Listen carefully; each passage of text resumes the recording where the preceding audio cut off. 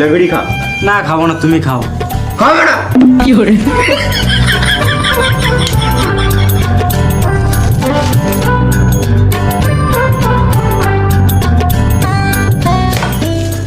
কই রে, বসে গেলি তোরা?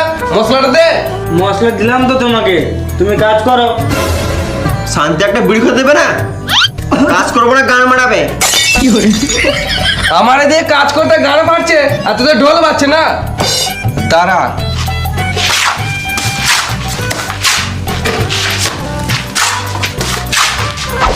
কি করে? কি করে?